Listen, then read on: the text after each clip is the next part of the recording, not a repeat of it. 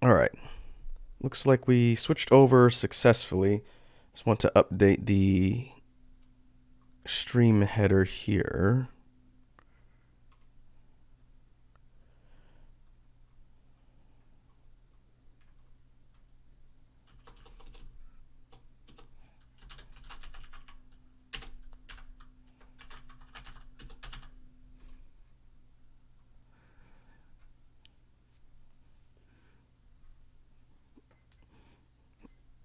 All right.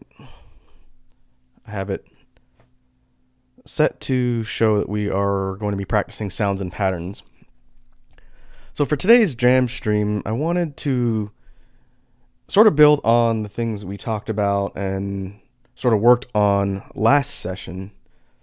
And the big point of the initial jam stream last time we got together was primarily to talk about beatbox basics, do sort of an overview of the sort of tool set or kit that goes into a beatboxer's arsenal, as it were. So we talked a little bit about how to approach practicing and drilling the basic sound set for your drum kit. We talked a little bit about technicality, what that means, what technicality patterns as it relates to beatboxing and beatboxing structure mean. We went over some bass work, which was a little bit challenging because my voice was kind of tired by the time we got to the second half of the stream. And then the last leg we did was we did some brainstorming for a future BGM track to use here on stream. So what I'd like to do today is spend a little bit less time on the sort of intro and overview of beatbox basics. I'll probably reference it a couple times throughout the stream today, but if you're curious about the sort of intro overview I did to kick off the whole idea of practicing and basics and basic emphasis, I would go check out Jam Stream number 1, which is uploaded in the archives over on the YouTube channel. And in the future, whenever people ask about the sort of starting point for a lot of the discussion topics and things that we cover in the Jam Stream, I'll probably point people directly back to Jam Stream number 1 and say, if you want a good place to sort of start and get a feel for how we're structuring things, take a look at that first and get kind of a basic discussion overview. And then the later streams, when we talk about more complex things or whatnot, will probably make a little bit more sense in context. And as far as the format goes, I'm going to start off with some warm-up and some pattern practice. Overall, sound and pattern practice is going to be the main focus for the session today. I wanted to spend less time talking about the nuts and bolts, since again we did that in the first stream, and instead start working on playing around some ideas and doing more hands-on practice. And if folks coming to the stream want to spend time learning about any aspect of beatboxing or have questions about things that we're working on or whatnot, by all means we can stop and talk about them. But the whole point is more of a joint practice session as opposed to a tutorial section. And I think that'll be a good place to sort of start. And what I've done today, because in the first session we talked a lot about basics. We talked about how to fit basics into patterns, basic drills, and things to practice and get sharp on the earlier stage things of learning beatbox sounds. But it definitely wasn't a comprehensive discussion of everything that at least is in my toolkit. So what I've done today in anticipation, since I want to have some sort of structure to these whenever we get together, is I pulled up my sound list file. I'm not going to have it on screen here on stream, but I have it up on my monitor. And I'm going to probably be referencing that master list of sounds here or there, especially when there's certain sounds that come up in patterns or exercises that I didn't talk about in previous streams. So the point of that would be to one, make sure I'm not forgetting anything, and two, to sort of mix up the discussion a little bit when it comes to talking about this is a particular sound I'm using here in this pattern, and since we haven't talked about it before, here's how it works or how I use it. So instead of sort of pulling things off the top of my head, I'm going to be sort of referring back to the master sound list, and that'll sort of allow me to have control over the information that we talk about and hopefully keep it a little more organized.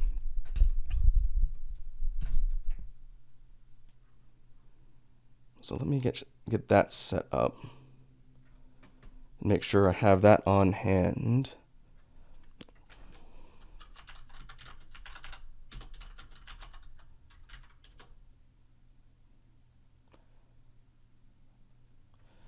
I did want to take a minute on the stream today to shout out a guy that was mentioned in the previous jam stream we did, or it might have been one of the other ones, one of our recent streams. A guy came up who's a fellow VTuber out there named Prince Lyman Virtual, and I've seen his content and I commented on a couple of his videos. He's also a beatboxer, and recently he started doing beatbox lesson streams. I haven't been able to tune into one live yet. I've only seen the YouTube archives of the stream itself. But I would say for the folks that are watching this either now or in my archives later, if you want to sort of get in the door when it comes to a more ground up tutorial type of content for beatboxing specifically, I would definitely check out Prince Lyman Virtual. If you just search his name on YouTube, it comes up, and tune into his streams because he goes over a lot of the beatbox basics in more detail than I'm doing on these jam streams. One thing he did that I haven't really talked about here, since I don't know how I want to present the information, is he did talk about beatbox notation, which is how to write out the sounds in basic patterns. So if you were looking at a pattern and you wanted to know what the sounds were, instead of me just telling you, you would actually be able to write it out, kind of like you do sheet music, but the sound phonetically in a pattern. And it's notation that's universally used amongst beatboxers. And that's a way to show, okay, if the pattern has, 2 kicks, a hat, and a certain type of snare, and you want to be able to teach someone or show them, instead of just using sound only to present the sound, you can actually write it out. And written notation is pretty useful. The reason why I haven't talked about it, one, is because I don't really know the best way to present it, and two, I'm actually not too good at writing beatbox notation. I learned how to do sounds and patterns and everything else before I really learned that sound notation was a thing. So as a result, I feel like I'm not super qualified to teach people in a lesson format about how to write out pattern notation. I know the basics, but I'd much rather default to someone who knows it better. And Prince Lyman has pretty good knowledge of that from what I've seen. So I would say if you're looking for a bit more of a hands-on tutorial type of content for beatboxing, check out his channel. I'm assuming he's going to be doing more streams in the future. And assuming I can get on the right time zone, I'd love to sit in and just observe and see what he teaches people.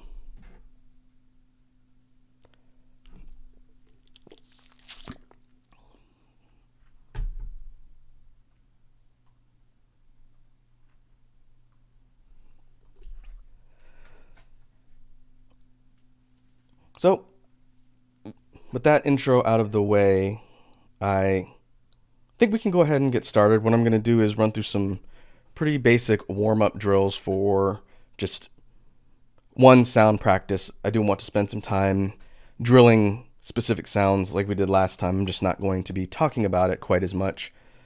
And then I'll probably segue into talking about sound analysis and general pattern construction stuff in between. And like I said, the end of the stream session is going to be sort of focused around the idea of writing routines. So we can go ahead and work on some real basic drills because, again, like any sort of music, beatboxing is difficult to just do cold. Like if someone comes up to you and says, hey, I heard you're a beatboxer, bust out something really cool right now. You could just do something like, all right, stranger on the street who just approached me. How about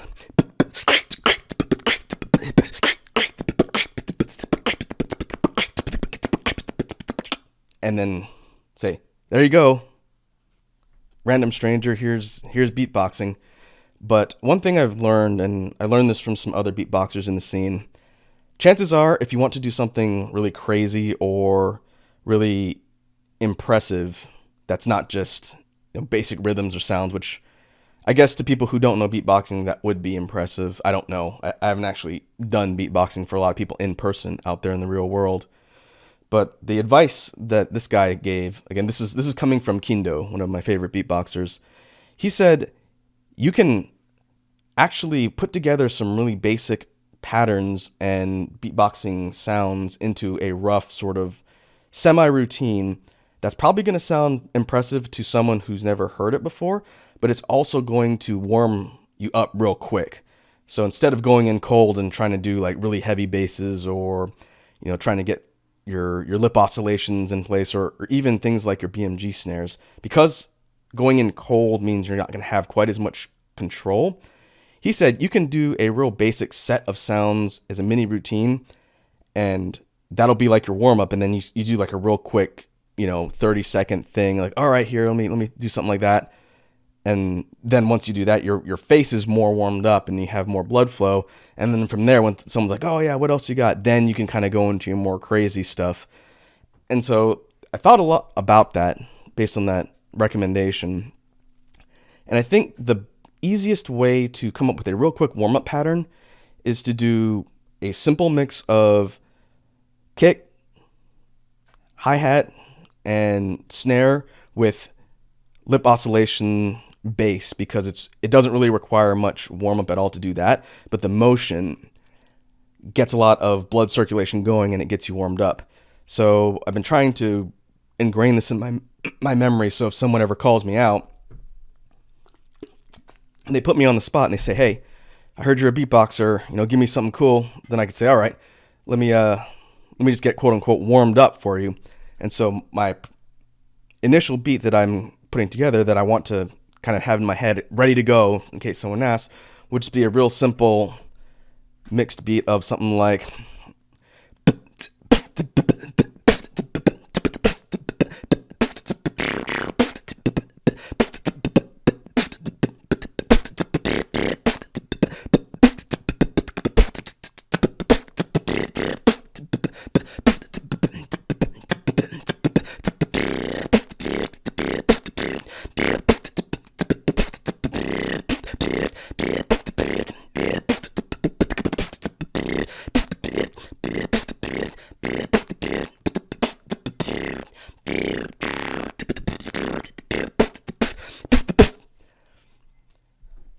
and again, that's just a real quick 30-second improvised set of sounds, but with your kicks in there, your hats, and your snare, and most importantly, the lip bass, it gets your face warmed up, as it were.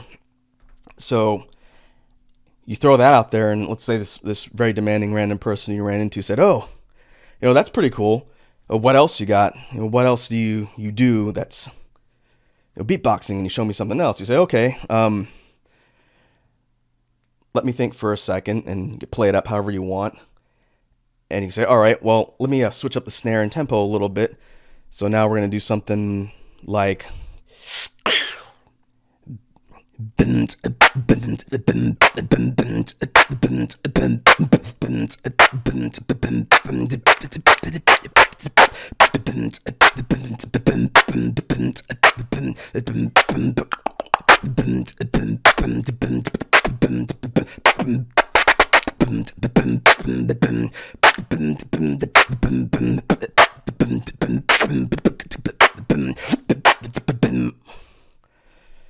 and by having that just real short initial warm up, and this is especially true, I've found, for BMG snares. The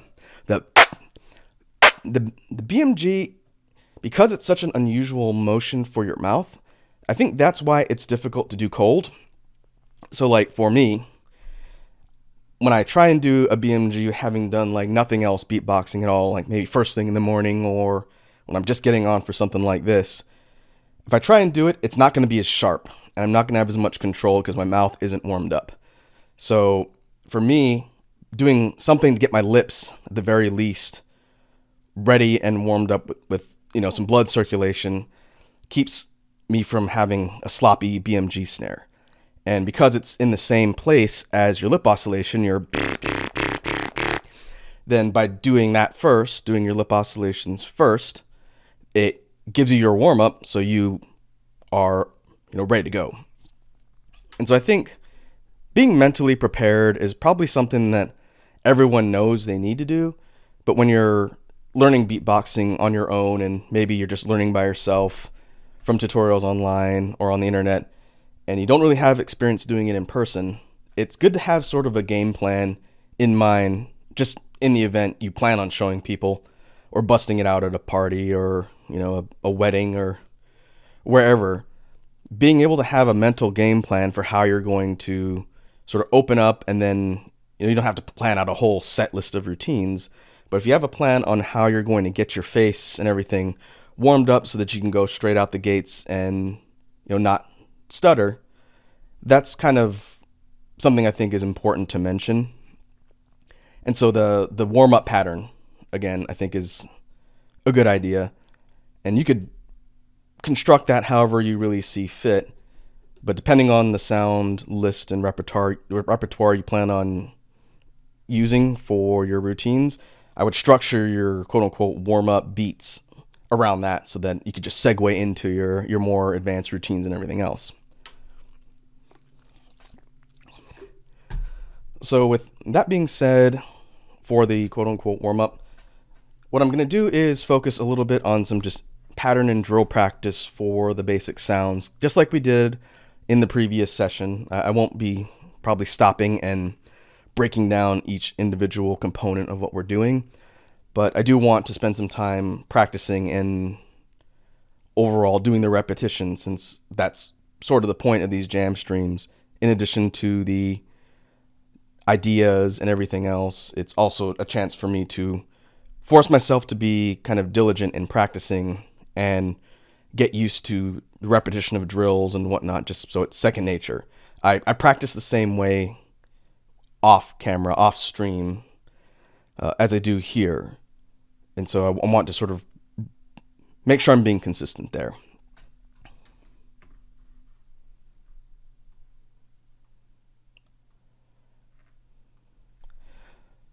So for that, we can take a step back, and I'm gonna work on some simple patterns, and I'm gonna kind of ramp up in complexity and sort of switch things around a little bit. And I'm gonna devote some time here to continuing to warm up. I think it's important to be fully warmed up if you have the time to do so.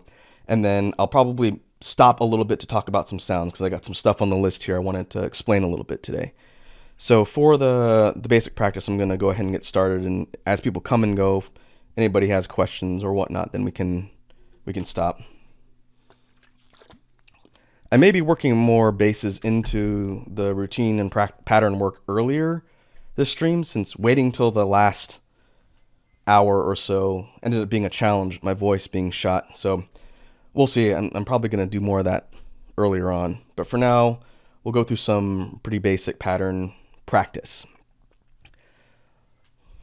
So let's see, we'll start.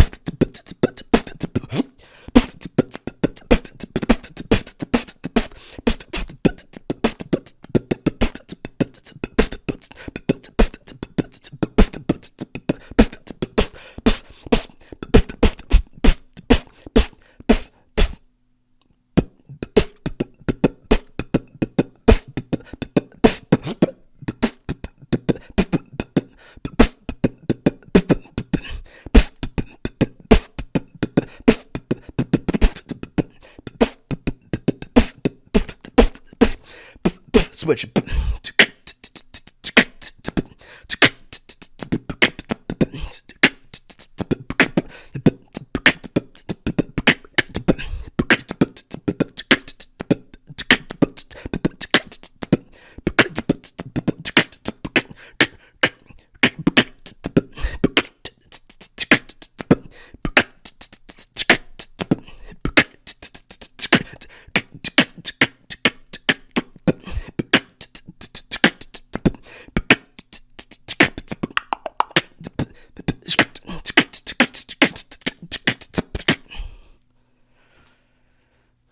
So what we have in that first sort of set of patterns is a whole bunch of kicks and hats, mixing up tempos and whatnot, mostly single and some eighth note kicks, but two different snares.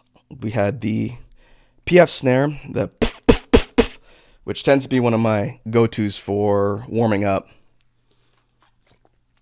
And then we also had the outwards K, which is another one of my initial go-tos because it's pretty easy to do cold, and that's the. And one thing I didn't talk about last time when it comes to the outwards K is how easy it is to sort of manipulate the sound. And it's supposed to be a sharp snare as opposed to a more blunt sounding one like the PF snare. One thing that's handy about the outwards K is that you can change its sort of impact depending on how you open and close your mouth. It's really simple. So a semi-open mouth sound is what I do by default, and that's how you get the. My mouth is not closed all the way, not open all the way. It's somewhere in the middle. So I'm forcing the air out behind my tongue to get that real crisp sound. It just kind of comes straight out. But you can change the way that outwards K hits by closing your mouth down even more or restricting where the sound is going. So what I mean by that is if I were to tighten up my mouth a little bit, even more so, instead of the, you would get it.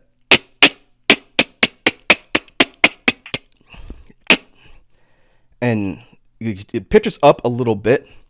And if you get really good at control, you can even get it to sort of sound like a gun cock sound, which is how you get the. And that's changing the shape of your mouth a little bit and also using your lips to sort of form how the sound's coming out. So instead of just a neutral, it's more like a.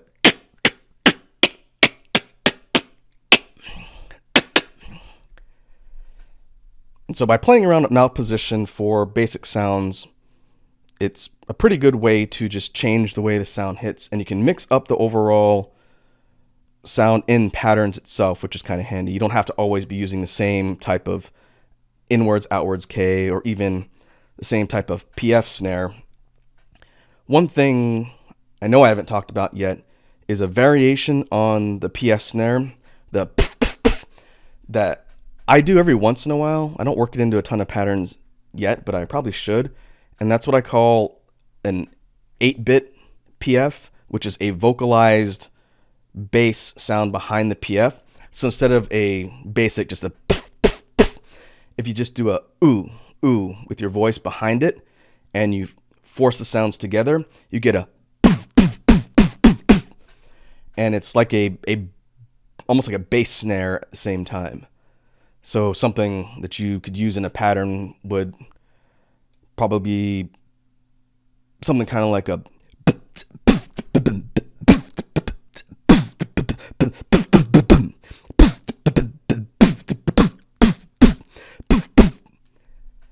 And again, that's just playing around with the mechanics of a basic sound technique, which is one of the really neat things about beatboxing. It's very open-ended when it comes to how you can play around with sounds and sort of experiment with things to come up with new sounds. I don't think I'm the first person to vocalize a PF snare. I'm sure it's super common because it's not hard to do, but taking that and building that in and using that as an additional tool just gives you more options. So that was one I wanted to talk about since we didn't mention it before, and I'm just calling it a vocalized PF or maybe a BPF. I'm not sure. I'd have to look up the actual notation for how you write bass. Since a regular capital BPF would be like a kick PF. And that's more of a it wouldn't be a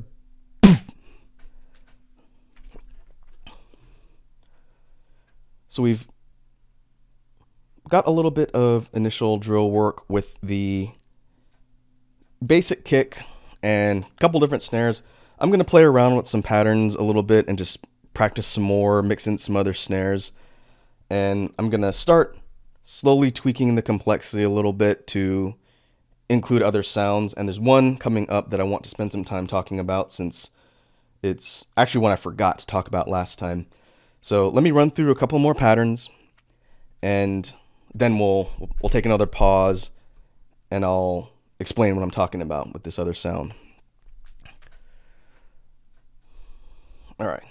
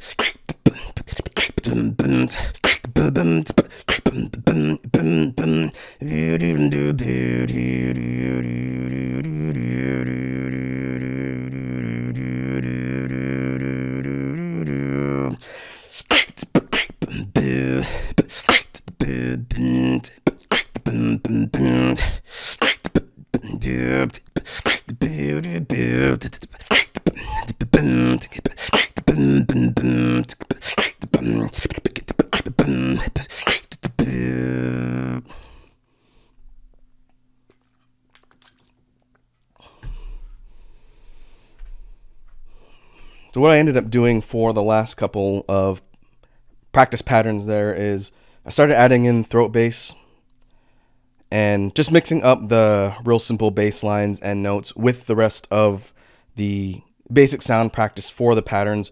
One, so that I can get my voice sort of warmed up for throat bass stuff now, and also two, just sort of break up the real simple pattern lines that we were doing before. But one thing I wanted to talk a little bit on the sound analysis side is a sound I don't see a lot in beatboxing nowadays.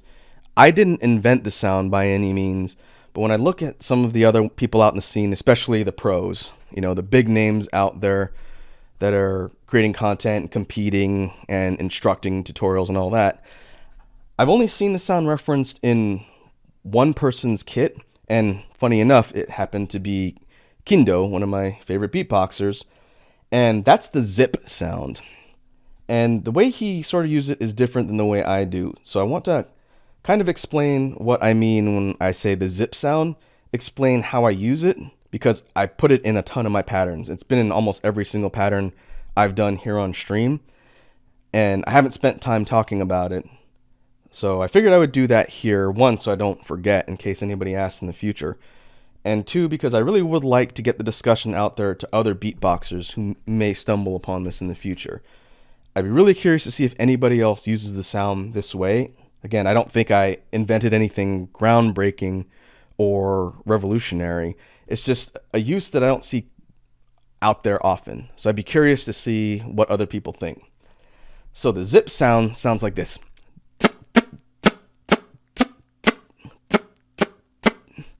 And the mechanics of it are relatively simple.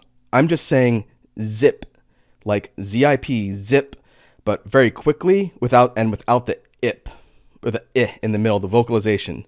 So it's more of like a zip, zip, zip, zip. If you do it without any real pressure, you just get a zip, zip, a slight z, and then the P is a little bit more pronounced because of the way I'm closing my mouth at the end. Kind of like you would do for a BMG, but maybe not quite as tight. So the whole zip, zip, zip sound, when you do it faster, it's like you're cutting the I out. So instead of ZIP, it's just ZP. So, and that's the way I wrote it on my pattern sheets, capital Z, lowercase p. So the zip in practice, again, it's the, and the way I saw Kindo use it was more like a snare, because in fact he called it a zip snare. I don't use it like a snare. I use it more like a hat. And that's why I think it's a little bit unusual, at least the way I've seen, just comparing patterns with other people. So the zip is handy, but one, it's very fast. It comes out quickly. It requires no real air because you're using the pressure in your mouth to get the, I'm doing that without breathing, no lungs. So instead of breathing out, which you probably could do, but you don't need to, that's how you get the, and because it's so quick, it fits in like a regular hat into a pattern. So let me demonstrate. In a normal pattern, you might have something like, real simple, kick, hat, snare. 3 sounds. If you use the zip sound in place of the hat and put them together in a pattern, instead of a, you get,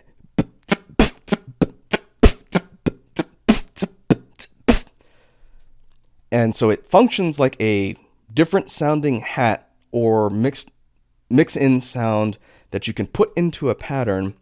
And because it's so fast, it makes it really versatile.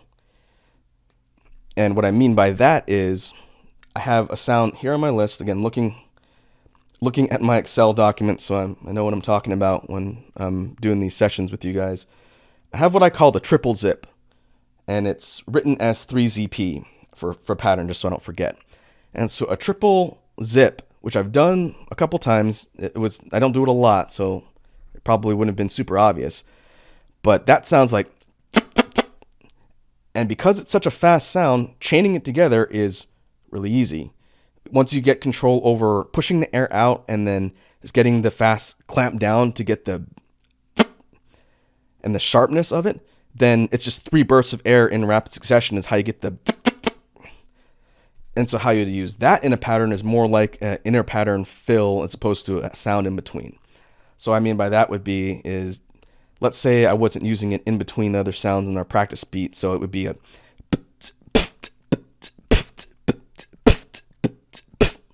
That's your basic pattern.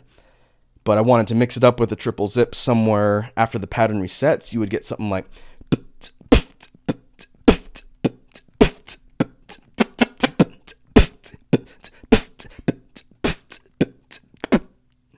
And then it can be tacked on. The rhythm, it doesn't really fit a triple sound that well in that example.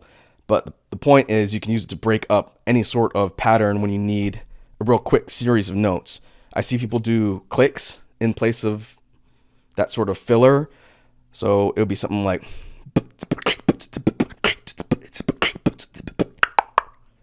And then they repeat the pattern again. Well, the triple zip works exactly the same way. It's just using different sound, different air, and everything else. So if you do the same thing,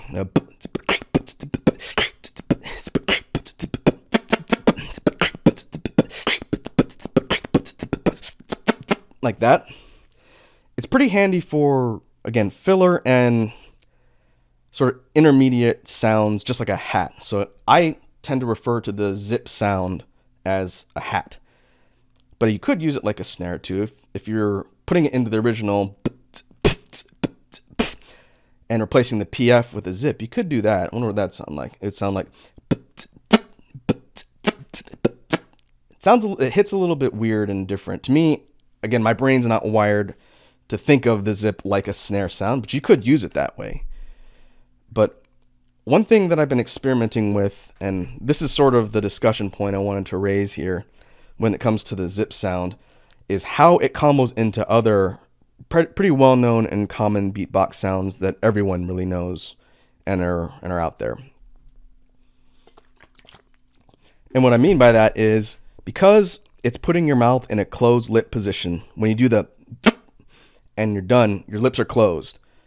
And that segues into a lot of other setups really easily. And one of the most common one to me that I try and remember and use would be zip to BMG, because their mouth positions are, the zip mouth position ends where the BMG starts. That is the closed mouth. So you can go from a to a really quickly because you're logically flowing between the two sounds. So you could do something like,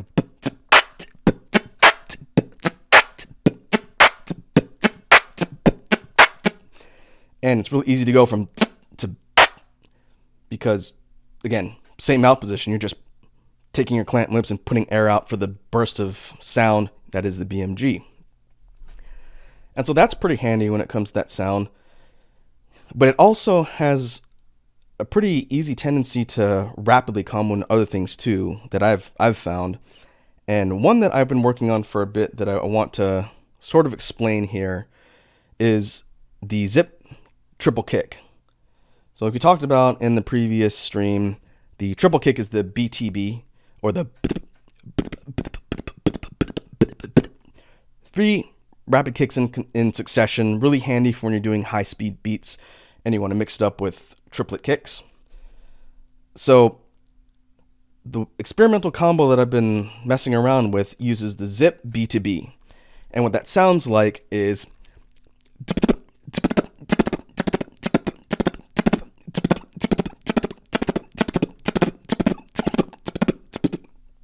so you're getting this sort of initial fast zip sound straight into the triple kicks. So I guess it almost sounds like a quadruplet kick if you do it fast enough. And so if we were to take that and put it into a practice beat for the zip triple kick, it'd be something like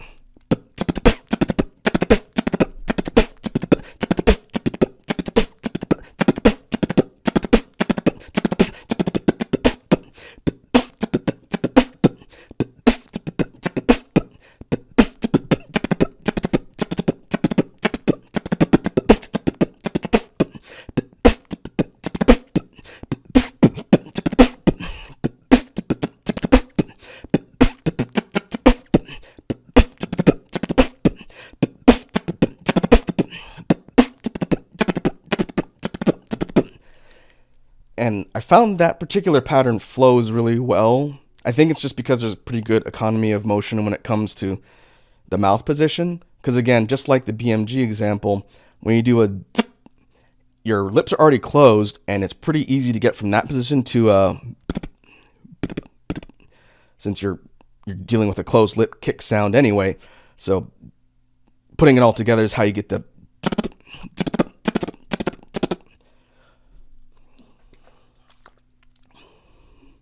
And I don't know how common that particular combo is. Again, I'm not trying to stake claim over some revolutionary beatbox combo, but for those out there in the scene that are watching, I'd be curious to see if anyone has ever heard somebody else put the sounds together that way, because if so, one, I'd like to give people credit if someone else has got a signature combo that uses the sound that I use. But also, I'm just curious to see, who's out there and what kinds of tech they use, because it's about comparing notes and not about really competing with who's got the right tech or wrong tech or whatever. So a couple more things I want to talk about with the zip sound. We talked about single use, we talked about the triple zip, and then we just talked about zip triple kick. Another use for it that I've found is actually just zip spam. And that's using the sound in succession just by itself over and over again as a sort of filler. And to me, that strays into the realm of technicality more than just regular sound patterns. Because if you remember back to our previous stream in Jam Session 1, when we talk about technicality, we're talking about patterns or sets of sounds put together to create a rapid succession of sounds that are used in between beats. So the one that I use as an example for technicality, and my favorite triplet set of sounds, is the TKP or KPT. I have to make sure and recite my notation correctly so I don't confuse people. But the TKP,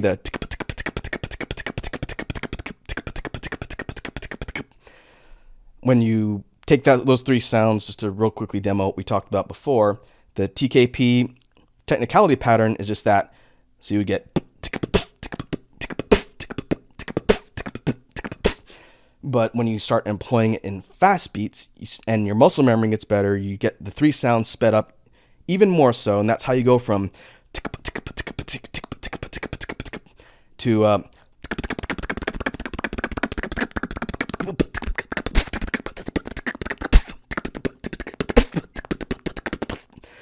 and something like that. And we'll work more on technicality as we sort of proceed here. But as it relates to the zip sound, again, you can take technicality patterns and use them to fill, or you can even just use a bunch of technicality patterns strung out like I just did to fill a whole section of a routine, and which is why I did the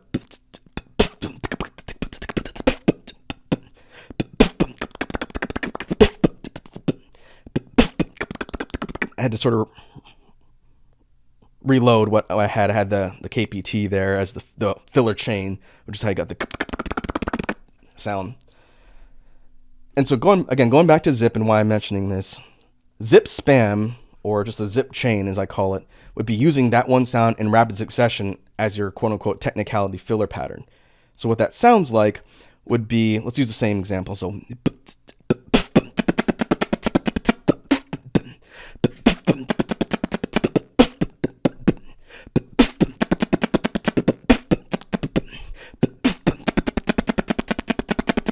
and that's just a zip B. Just like you do kick rolls, which is BTB over and over again. That's how you get the... I can't remember if we talked about kick rolls, but sustained patterns of BTB, triple kicks, is how you get just the constant... And so I guess a zip spam or zip roll is just zip B, back to back to back to back to back over and over again. And that's how you get the... And it sounds almost like a scratch sound, a record scratch sound, which I'm not super good at. I don't use scratches a whole lot. But if you think about the sound it makes when you're cutting on a turntable, you could use the zip snare or zip B the same way. If you're putting it into a pattern, you could do something like...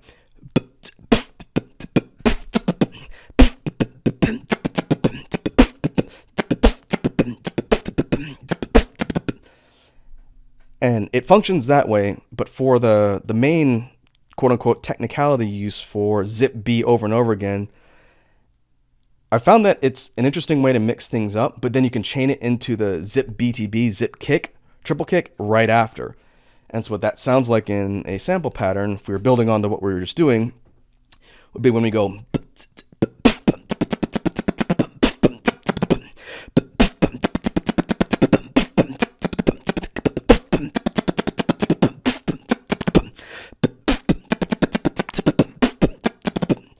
And the zip triple kick works into that mix of sounds kind of in between or at the end of the big chain. And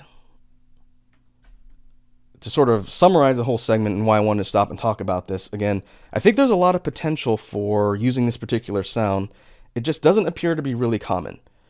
And so hopefully someone out there has at least seen it and knows what I'm talking about, because I'd love to talk to other beatboxers and just see as far as how well known that particular sound is, because again, I didn't invent it. I've been doing it for a while, and then I found out other people know it through Kindo's tutorials. So again, just throwing that out there. It's a sound that I use in my routines frequently, and I figure if I didn't talk about it, someone would probably ask. So this is going to be a point of reference in the future. If we get into another discussion about the use of the zip sound, I'm going to point to Jamstream number 2, which is this one that we're doing here today.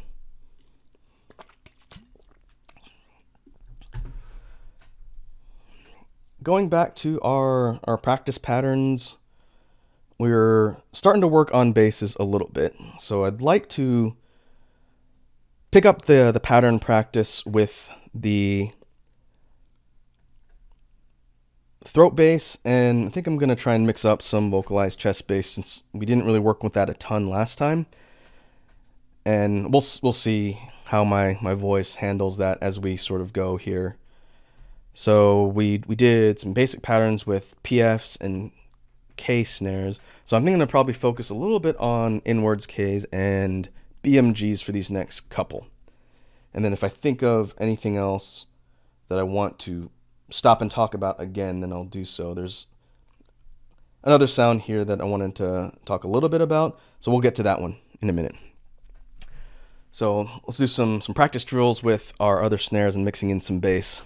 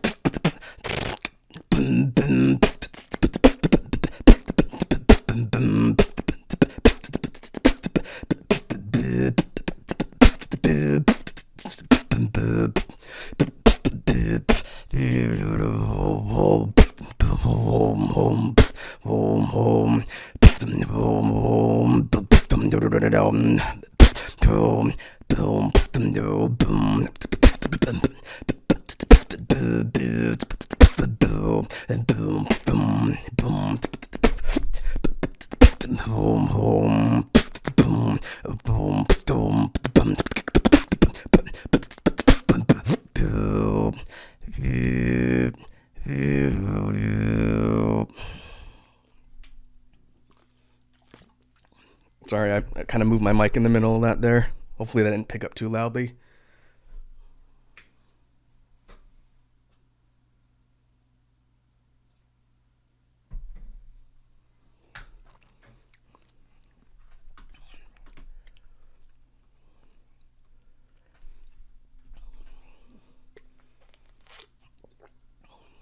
All right. Let me take a look at my sound list here. Another sound I wanted to real quickly mention, I know I've done it here or there, but I didn't really call much attention to it. And it's a bit more of a punctual or punctuation sound, in my opinion.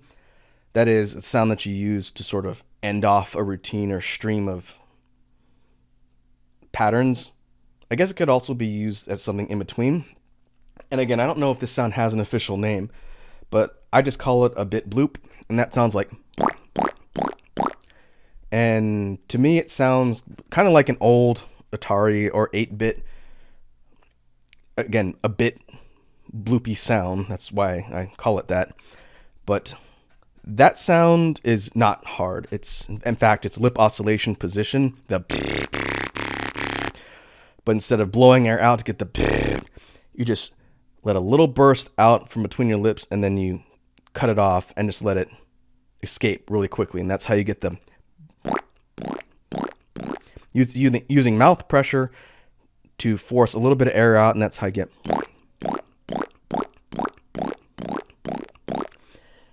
And again, the concept is so simple that I can't be the only person who's ever thought of doing that. But the bit bloop I've found works pretty good at the end of a pattern or routine. That's why you guys may have heard me a couple times when I finish off just a set of something. I might do like.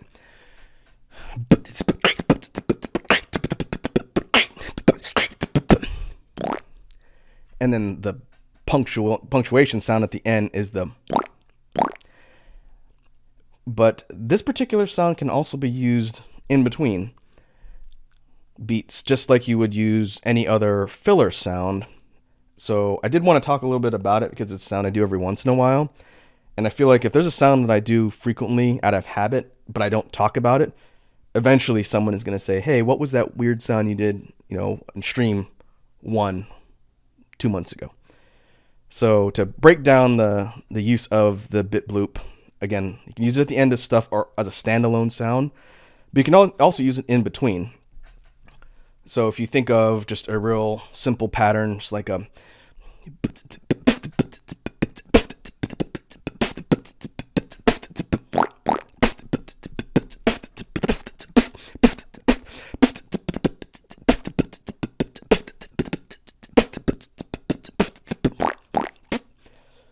and something like that, then it also functions as a pretty good transitional or filler, I guess you can call it filler sound, in between.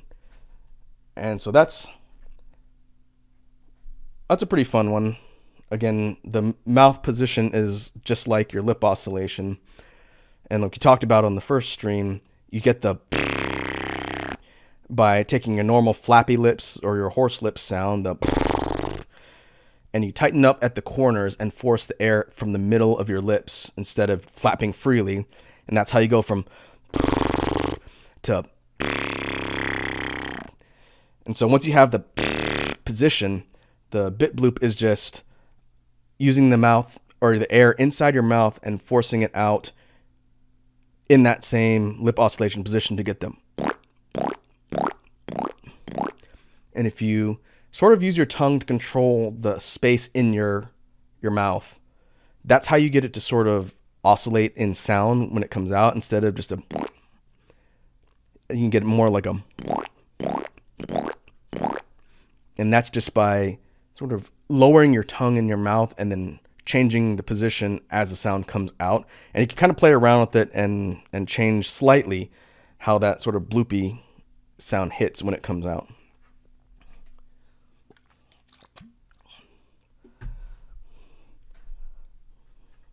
Let me take a look at my list here. For basic sounds, okay, I got one that I need to practice and use a little bit more because it's really handy, and that's a clop sound. Just like kind of like a horse clop. I guess that's where the name comes from. But a clop, specifically what they call a hollow clop, sounds like this. Hopefully that's picking up on the mic.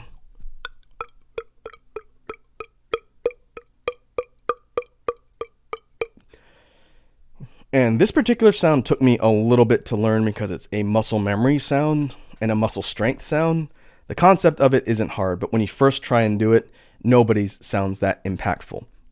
So the way a clop and a hollow clop works is you're taking your tongue and you're just hitting it to the floor of your mouth as hard as you can. And again, when you try and learn this particular sound in the beginning, because your tongue doesn't have strength in that particular section of the muscle, because no one does that, it's not going to sound that hard. You're not going to get the... It's going to sound more like just a wet smack. And that is quite literally just repetitive practice over and over again to build muscle strength. So the more you do it, and again, the impact too is not going to be too high until you get a little bit of muscle strength on your tongue itself, but it starts to get more of that impact sound and you get more of a harder smack instead of just a light kind of tap. But the hollow aspect and how you get it to sound like the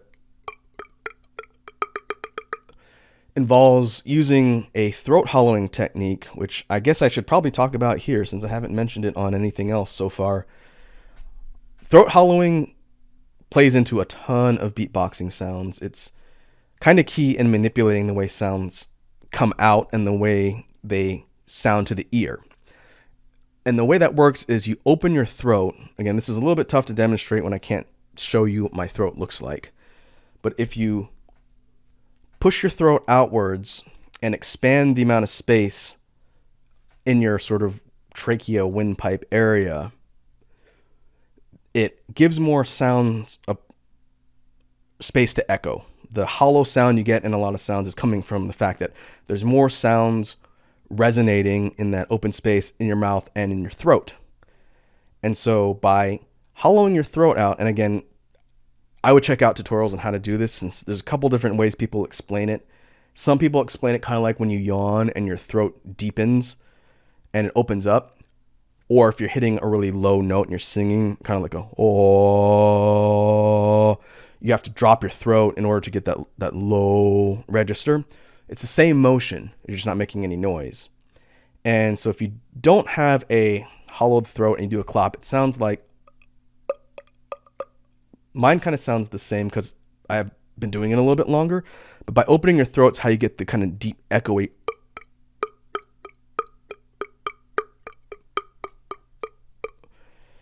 And that can be pretty handy because it's a non-breathing, non-vocalized sound that is all muscle memory and muscle strength.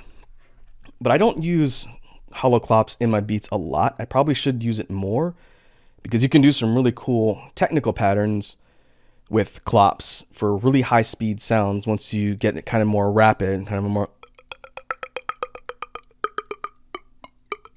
Problem is, until your tongue builds up a lot of strength, the ability to do that a lot is a lot more diminished in the beginning.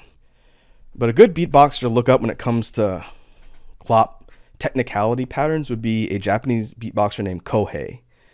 That guy has done some really crazy things with clop patterns, and it sounds like he's got a machine gun in his mouth when he does it.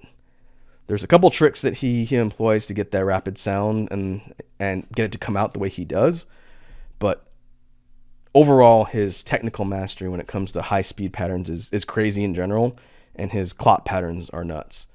When we eventually do a beatboxing media share stream, which I'd like to do in the future somewhat soon, I'm definitely going to put some of Kohei's videos into the rotation so you guys can see. You can see what it sounds like when someone is taking just the basic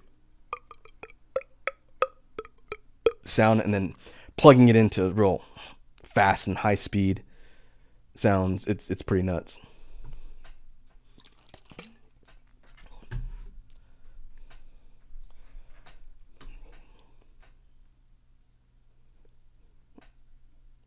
Okay, I'm gonna go through, I'm just tabbing through my sound list file here to see if there's other things I wanted to talk about. I missed a bass in our last session here. When we were talking about basses, I missed one that's pretty common, but it's not one I use a lot, which is probably why I didn't mention it. And so to really quickly recap the discussion from before, again, for a bit more of a detailed breakdown, see stream number 1. even though my voice was kind of shot and my basses weren't coming out too great. First bass we did or talked about, and one of my immediate go-tos is throat bass, and that's the whoa, whoa, whoa, whoa, whoa, whoa, whoa, whoa.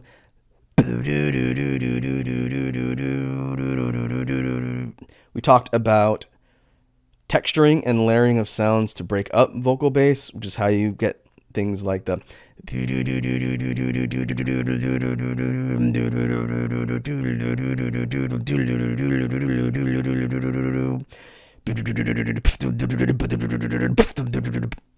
and stuff like that. I talked a little bit about vocalized chest bass, which enables you to hit a lower register than the throat bass. So that's dropping from going all the way down to whoa, whoa, whoa, whoa, whoa, boom, boom, boom, boom,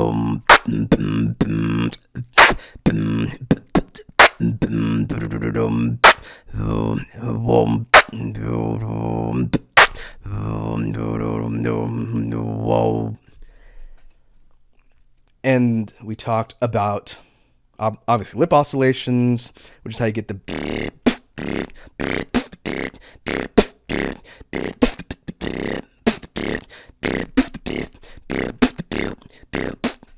we talked about lip rolls, which we haven't really covered today at all, but for quote unquote bass type sounds, your dry lip roll, basic lip roll is the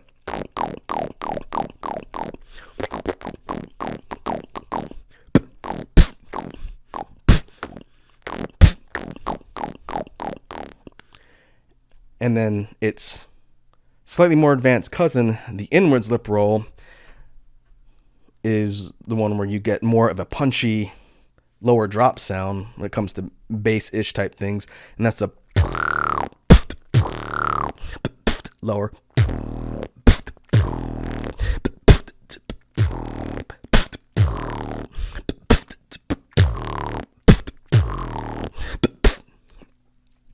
But the one I didn't talk about, which is actually one of the more basic ones they teach people, is tongue bass. And tongue bass is done by rolling your tongue. So people, depending on what language you speak, some people are more easily able to roll their tongue than others.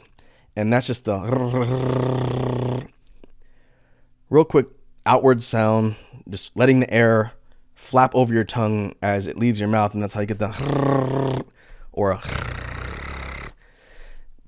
This is employed in tongue bass by sort of controlling how much air you're pushing out, but what that ends up sounding like would be a.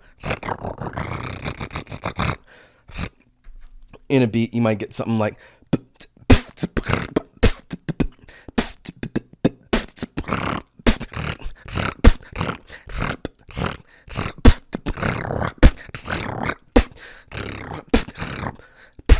And tongue bass is pretty versatile too, like the others, because it's a breathing sound. You can also, or an outwards breathing sound, you can vocalize it, and you get something like.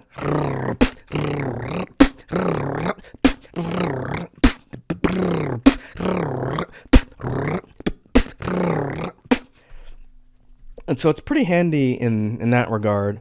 Again, it's just one I don't use a whole lot. Sometimes I even forget I know it. But I probably should work that into my pattern practice and routines just to break up the different basses. I tend to go for throat and vocalized chest bass first, and then lip rolls and stuff second. But tongue bass is definitely one that, if you can do it, because tongue rolling, depending again on your background, is not the most difficult concept. So taking that and forming it into an actual bass tool is pretty handy just to know and have in your repertoire for making beats.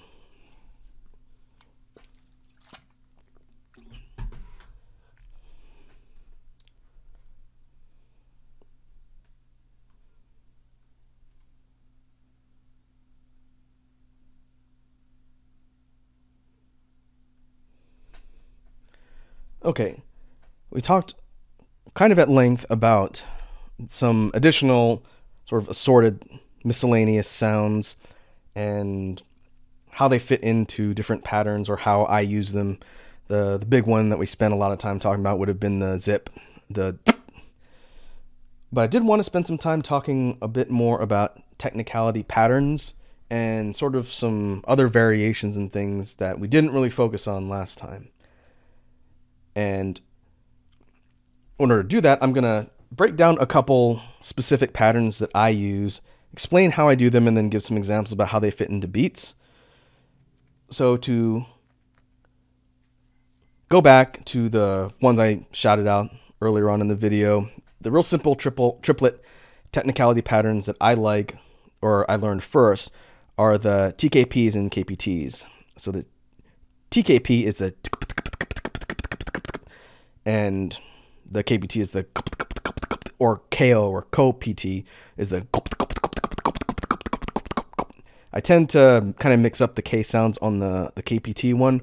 I might go regular K and co interchangeably in the triplet set, and that sounds like.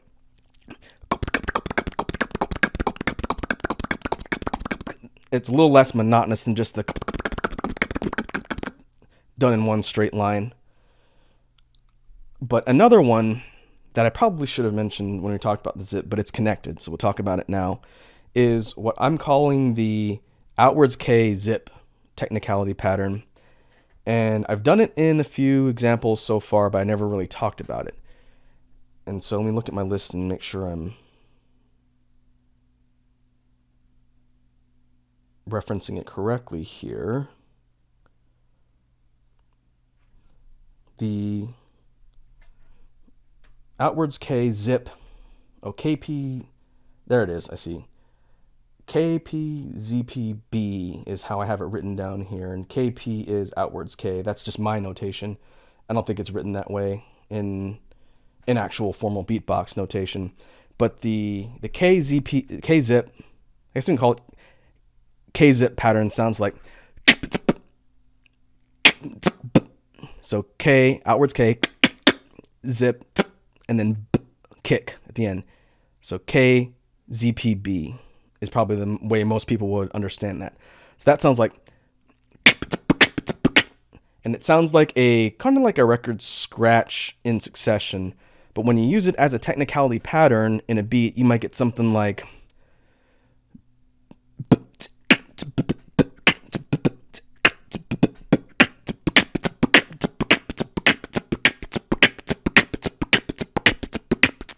And it.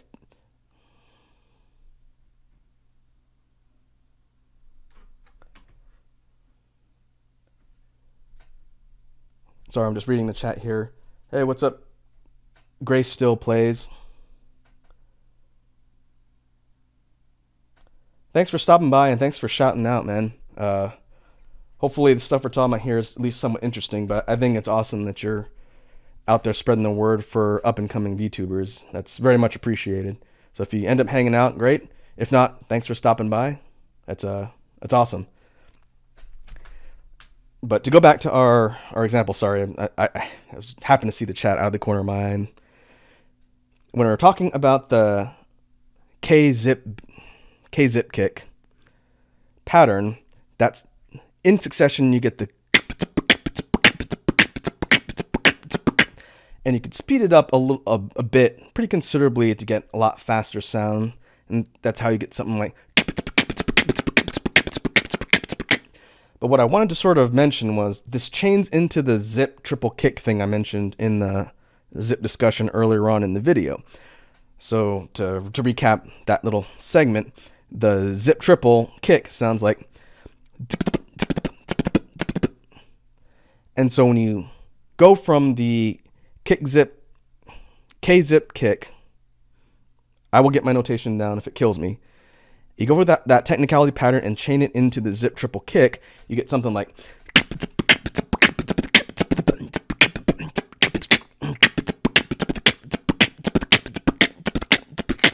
And it creates a real quick succession of technicality patterns using basically those four sounds sort of rearranged. And again, I don't think I'm the first one to take an outwards K and use it in that fashion, but I'd be really curious to see if when it comes to the zip sound, if anybody has worked it into technicality patterns like that, we talked about zip spam or, zip kick spam earlier. When it comes to a K sound and a zip, I'd be really curious to see if anyone else does something like that. But overall, that particular technicality pattern is pretty versatile. It works well as a long chain filler. So if you're doing something fast, like you're doing like a drum and bass pattern, if you're doing something like,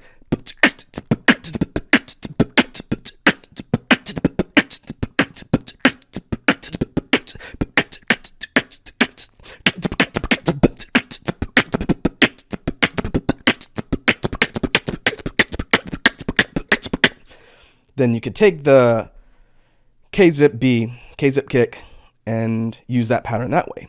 So it seems like it's got a lot of flexibility for how you can adapt its speed. You could go slow and do, or fast, which is how I got the.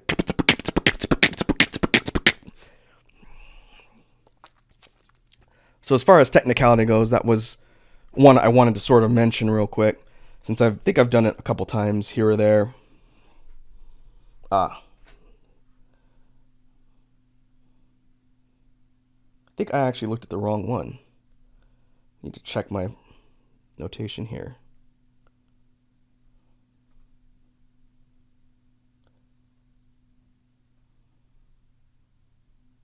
I may have it on here twice. Anyway, if we talk about technicality patterns, one of my short-term goals is to start coming up with some technicality patterns that are more than triplet sounds, because triplet sounds are fine. They tend to be really basic things that people learn, and then as they get more advanced, they start putting together bigger sets of sounds for their whole speed patterns. I mentioned before I want to do the six note one, which is the KPT or TKP KPT. I'm working on that one a little bit. I don't have it clean enough to loop yet, so it's just the, and then practicing that till I can do all 6 in a line, and that should give a pretty interesting spin on just the or the. But if we talk about things related to inwards technicality patterns, in the last session or last jam session, I talked about what I call sucker punch drags, which is the, and that's just the, which is a sucker punch sound, and then kind of like a thip or sip inwards. So you get twice. You do that inward second inwards sound twice for 3 total, and that's how you get the.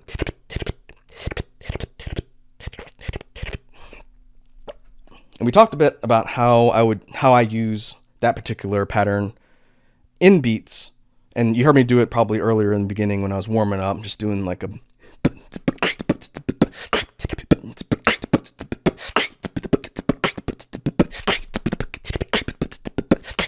something like that. But another one that I don't think I talked about is a pattern I have written down here. Where was it?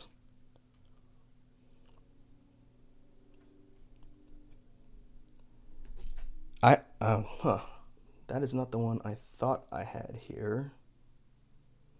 Sorry, I probably should have studied my list a little bit and highlighted what I wanted to talk about. But there's another triplet inwards pattern that uses an inwards F sound. So a regular F sound is just F.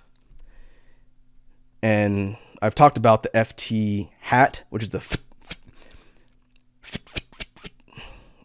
And so the inwards sounds more like that. It's pretty similar to the inward drag position, so it's probably not really that distinct as far as notation goes. The regular inward drag is the, but the pattern that I have here that I want to talk about is F, TK, but inwards. So a regular TK is just those 2 sounds. It's your hat plus a K sound without like a hard K snare, and That's also really good to practice because when you get really good at it, you could put TKs into beats. We talked about TKK, which was the, but a regular outwards just is pretty good to have mastered just so you can use it in conjunction with other things. But this inwards FTK sounds like,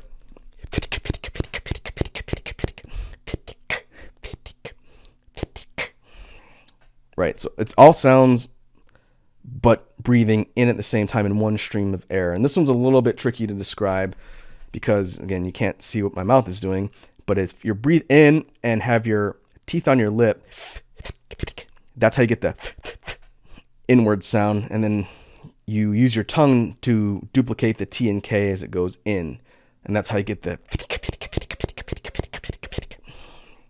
I haven't used that one a ton, but it could be used in place of things like the sucker punch drag. So instead of a, you go. So that might sound something like.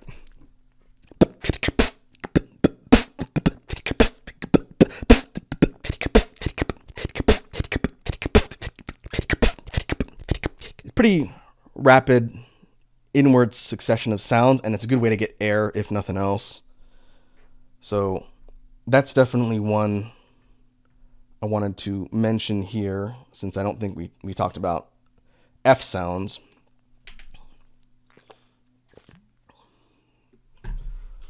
Let's see. I'm looking at my technicality pattern list here.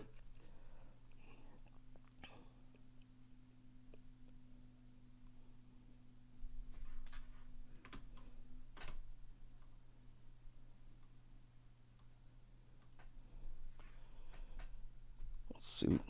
CoPT, ZP. Oh, there's a zip kick one. All right, I have it on here too. I guess since we talked about F or FT hats, I can mention another slight variation on the TKP, the pattern that I do, and that's changing it from a triplet to a quadruplet by adding FT at the beginning. And that sounds like,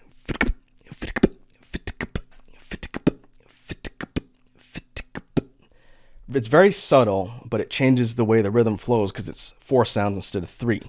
So if you were doing a run of regular TKPs in triplet, that's how you get the... I've probably talked about it too much already, but it's one of my favorite patterns.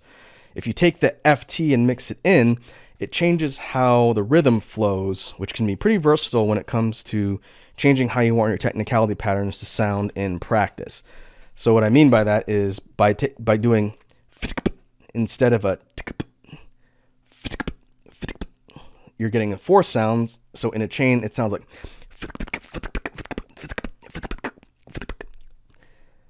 and it's probably easiest to start it off without the FT on the initial one and then add it in after. So the first is 3 and then 4, 4, 4, 4, 4, 4.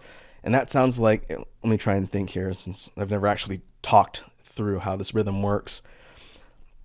So let me try a pattern out that I use a lot using TKP. So if we're doing and then mixing it up, we would get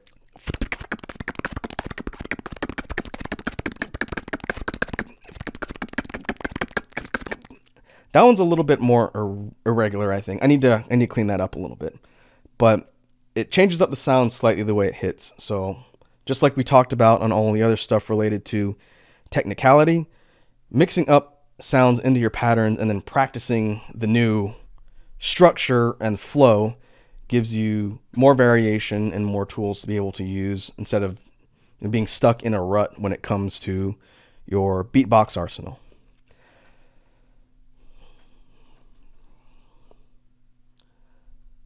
So because I spent a lot of time talking about technicality but not really putting it into practice, I'm going to go back and I'm going to do a couple different mixed beats. I'm going to just pull some random stuff off the top of my head to mix up the different sounds that we had so far and give sort of a working example of everything that I'm talking through here.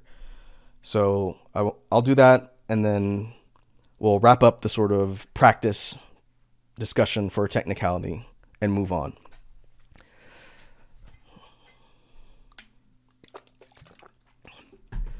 So let's see, we'll start off.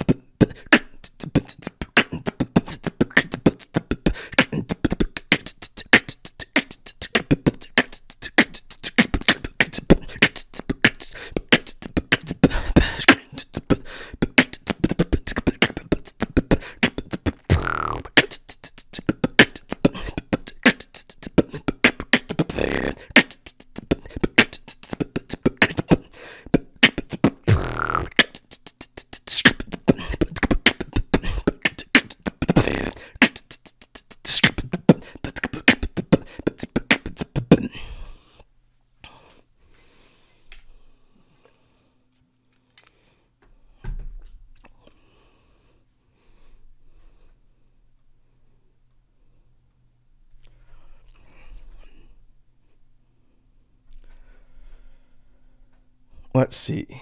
For before we move on to routine construction theory, I'm trying to think if there's anything else I wanted to talk about. We've gone over a mix of sounds, sound theory, some stuff we didn't talk about before, and we sort of put it all into practice along the way with different beats. I guess what I will do is I will go ahead and move on to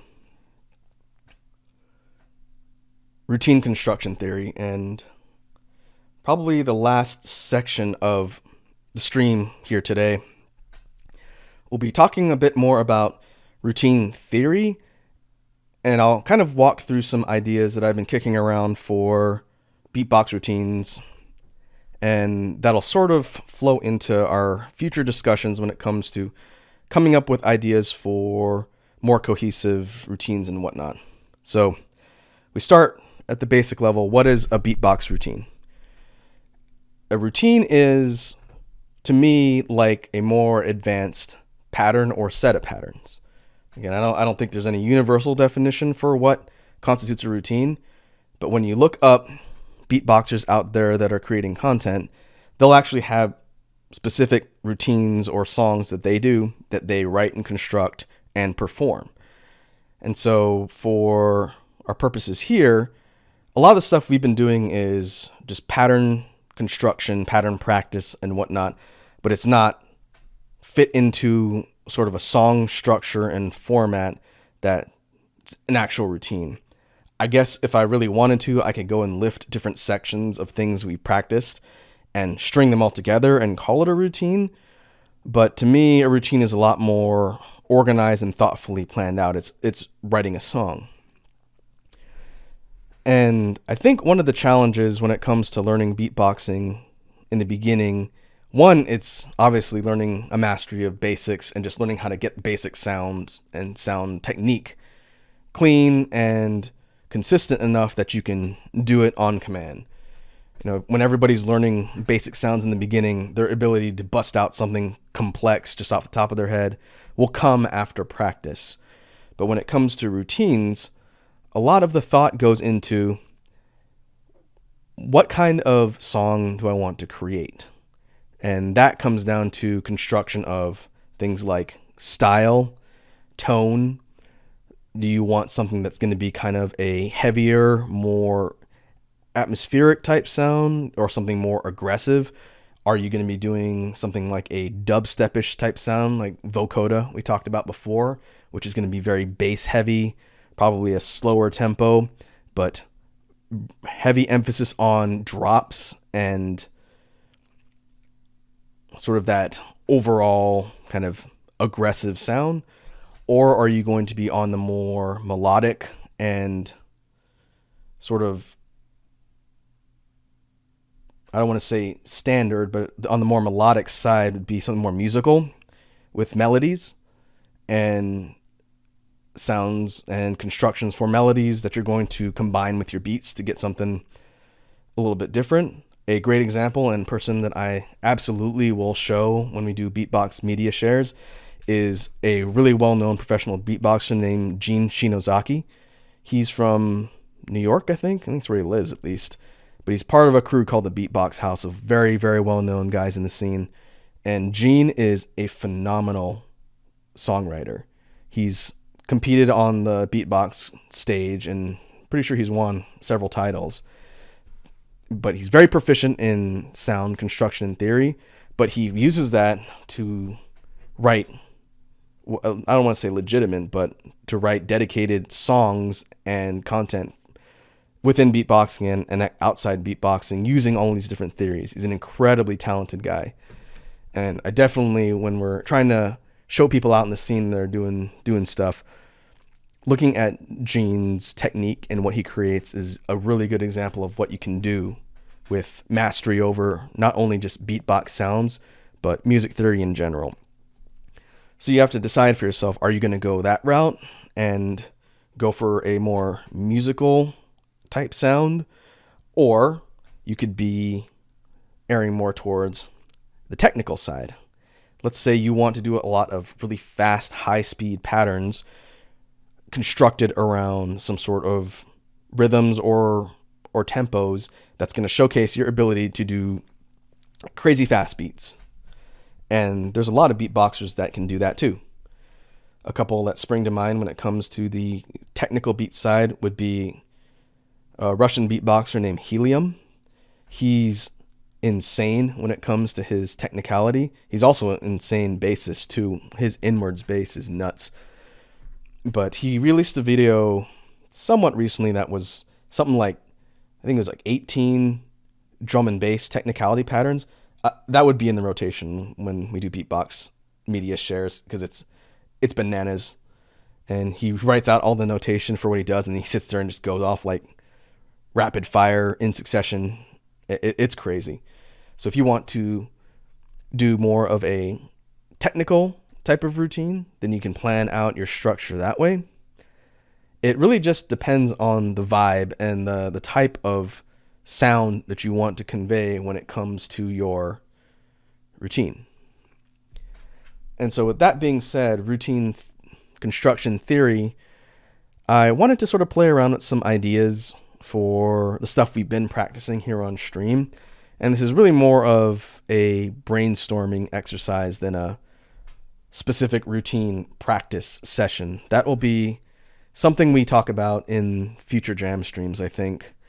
I've got a couple of basic routines that I've written over the last couple years that I'm going to need to practice and sharpen up on before I can really present them as examples here.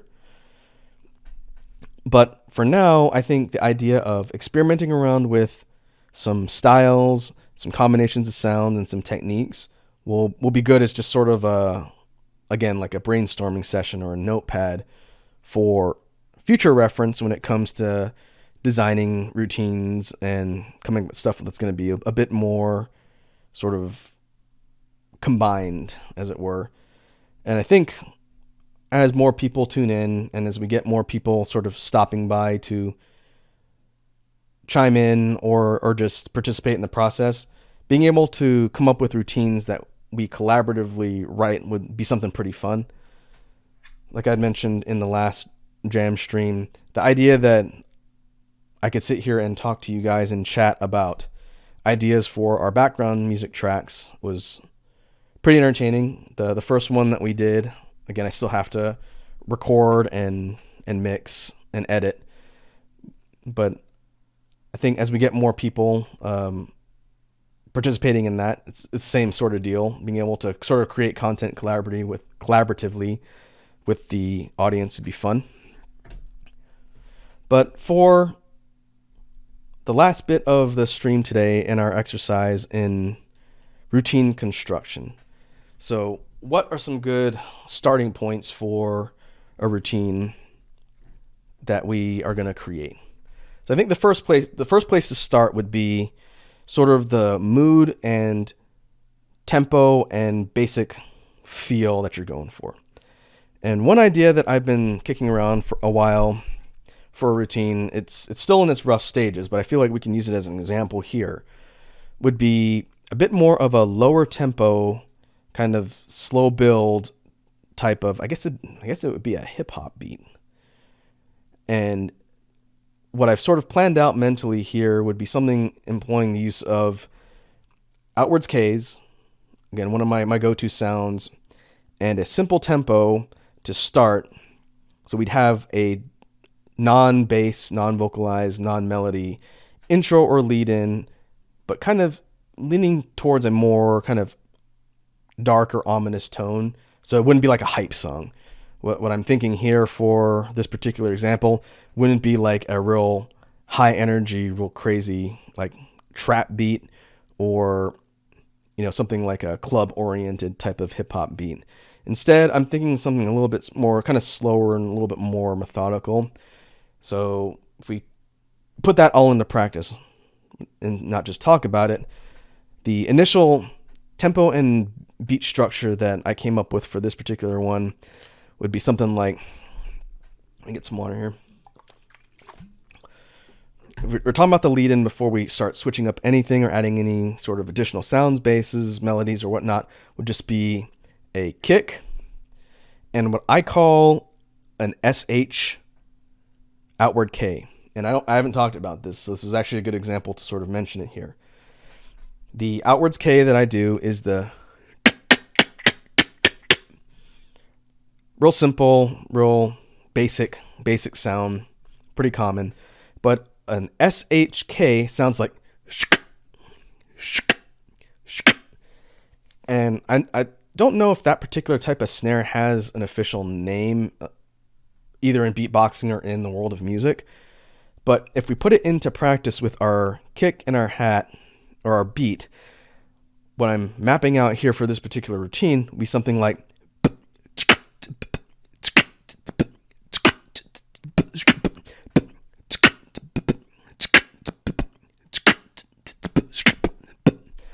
so that you're getting the just slowing it down a little bit.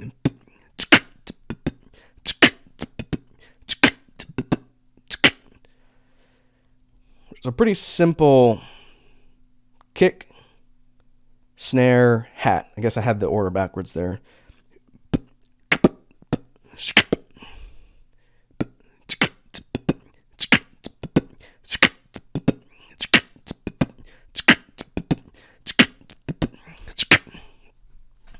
And then you have the slight variation on the rhythm before it repeats.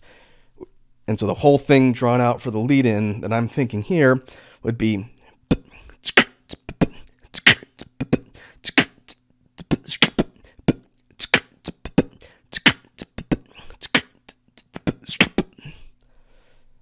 and I'm thinking one repetition, I did two there, but I'm thinking one repetition of that set would be a decent lead-in for the stuff that we're going to do and work in next. So if we break it up into sections, and maybe at some point I need to find a way to do this visually to help out those of you guys watching on stream so you can see in real time what I'm talking about. Our intro section is this bass rhythm. So again, our total intro section in practice would be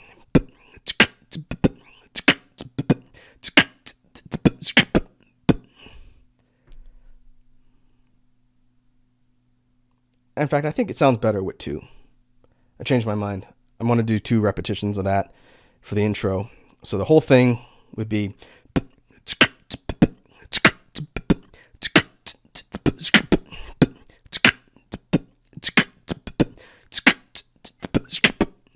end of intro.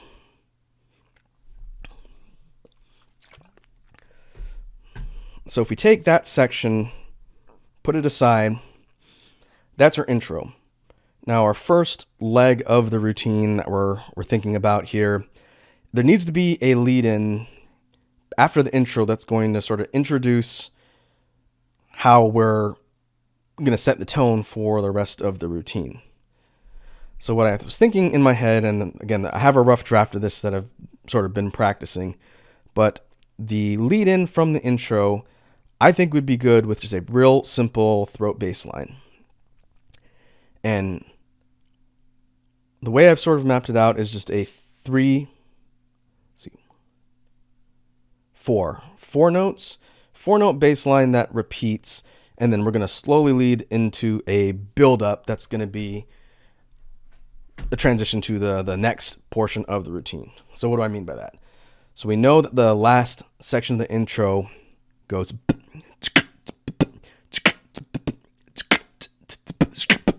and then the next section starts.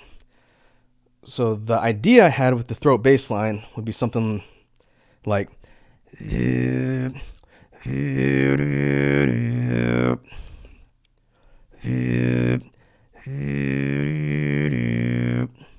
those 4 notes.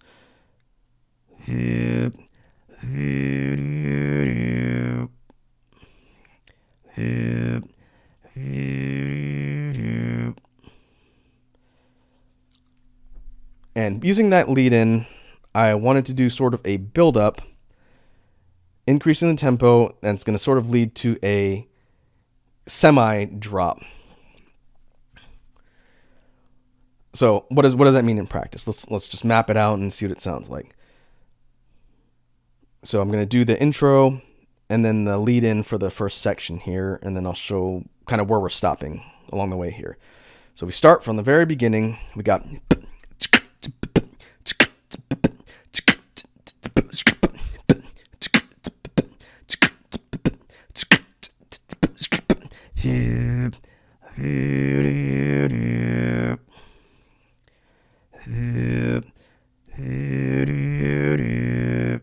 again, 2 back-to-back sections of just the 4 bass line notes.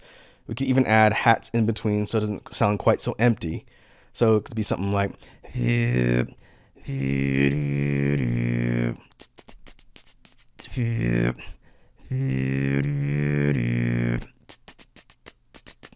then from there, I want to do sort of a build up to a, again, semi drop. And to do that, we want to pick up the pace a little bit, I think. Not super fast. We're not going from, to like, nothing that dramatic. But if we went from 1,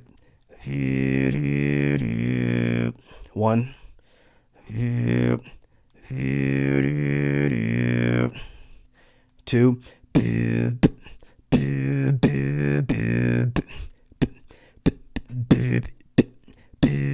if you want to speed it up, let's see. I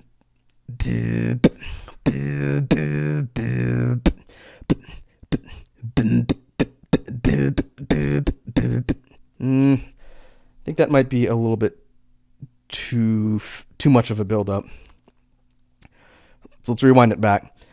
So we go 1,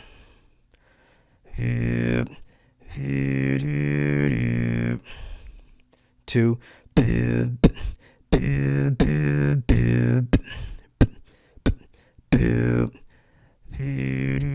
so we cut the beat out, the kicks out at the last part, let just the 4 notes stand by themselves, and then I want to do a quick transition to the next official part, which would be like our quote-unquote drop. So what does that sound like leading all the way up to the next section that we have to sort of brainstorm? So again, post intro, we get the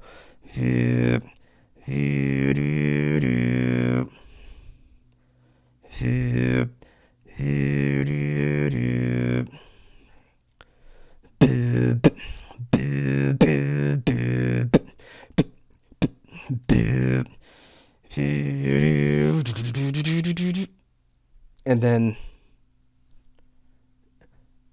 break, start the next part of the routine, and beat comes back in right there.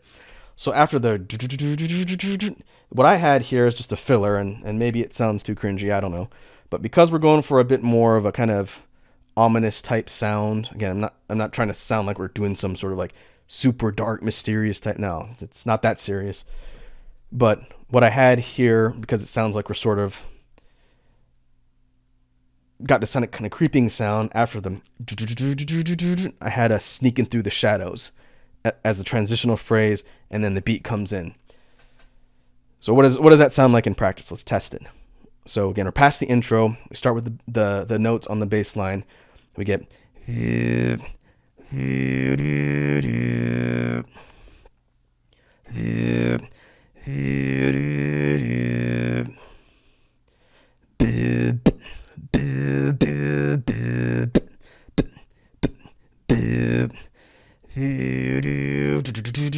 sneaking through the shadows.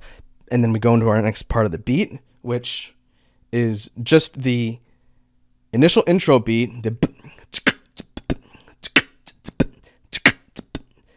plus the bass line. So the actual first section of the thing post build up combines the intro and the initial quote unquote melody with the bass line. Then we add it in the second part. So we're breaking it down into sections. We have section 1, intro, section 2, bass line introduction, leading up to build up. Section 3 is the rest of the beat put together for that section. So that's section 3. So if you put it all together, I think it's just a matter of keeping it all consistent. So we would get, I'm just going to do it on its own, and then we'll fit it together with the rest and see how the whole thing sort of sounds together. So we would get which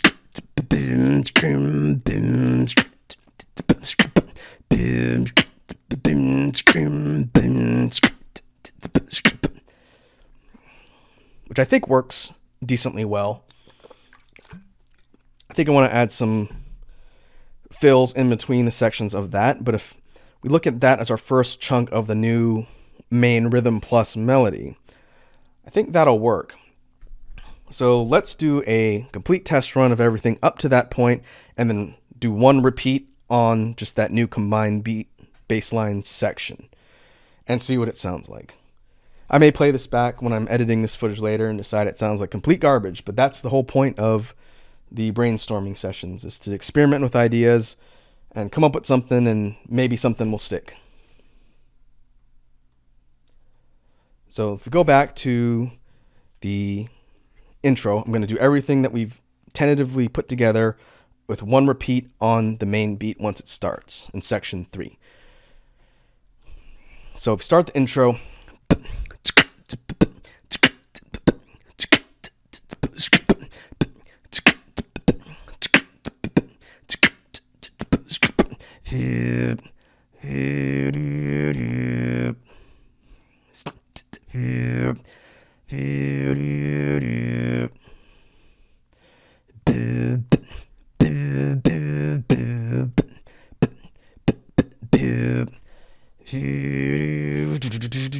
sneaking through the shadows.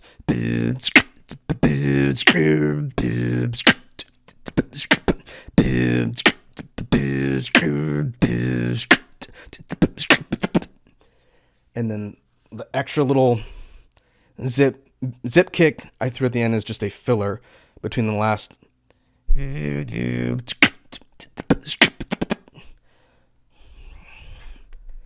But overall, I think that gets us a good start for where our initial set of sounds and rhythms are coming together. So the real question is, how many times do we want to repeat that new combined beat after we get into section 3 before we switch it up again? Because the idea that I had in my head for how we switch up the beat again would be pretty minor. So we know the first combined beat goes, what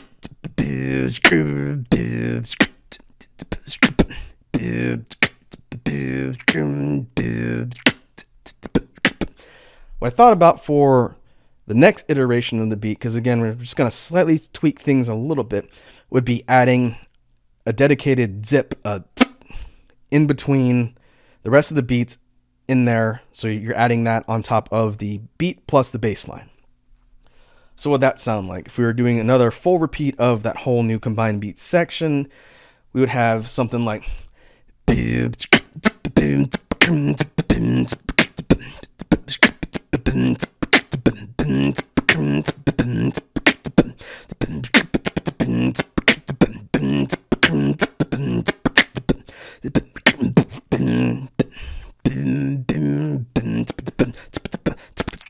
and then we had something like that. For leading into that combined beat with the zip, I had another idea I forgot about, but we could do something like a trill into a vocalized K, because I know I've done that in certain versions of this routine I've practiced before. So what does that mean? If we go back to our repeating beat section from the beginning of section 3, we'd have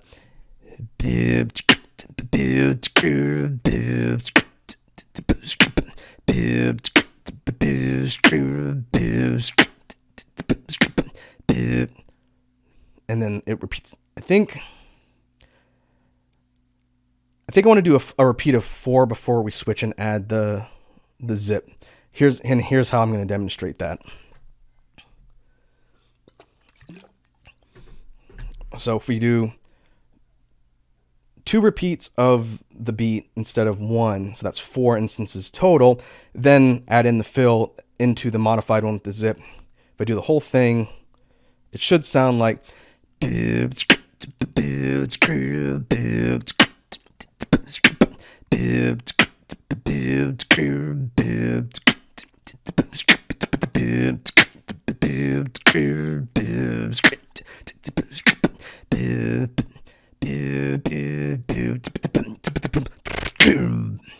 and the is the TR, I think that's called I think that's called machine gun sound. I need to look that one up. But it's just teeth closed, and you are reverberating your tongue behind your teeth, kind of like a roll.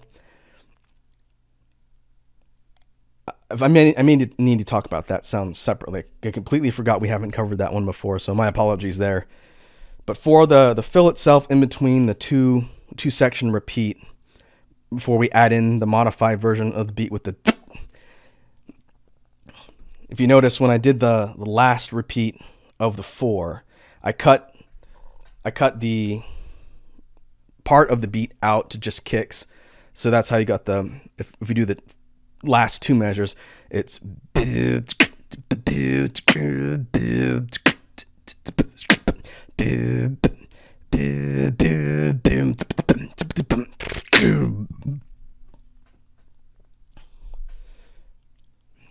and I think that might be a good way to mix up the transition, and then from the that's when we go into the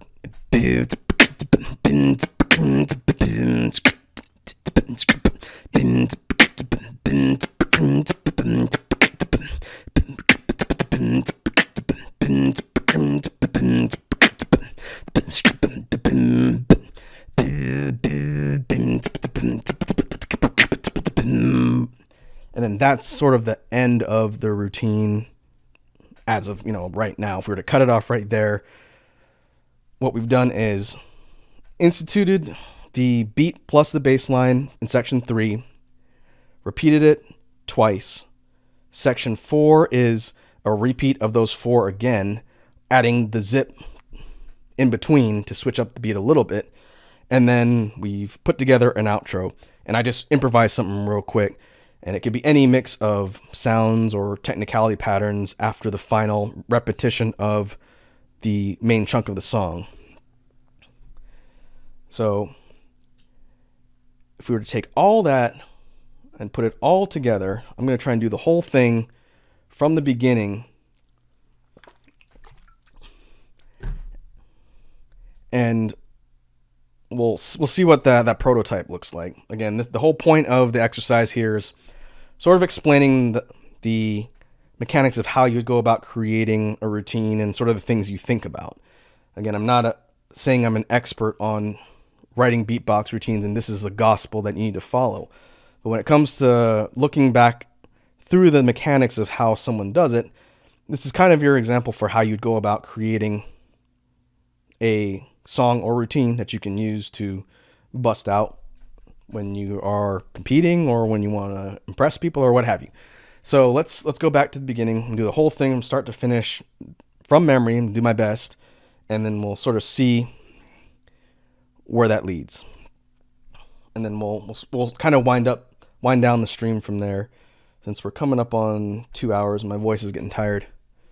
So let's rewind back, take it from the top, and see what our final result is here. And I don't know what this routine would even be called. We'll figure that out later. So let's start from the beginning.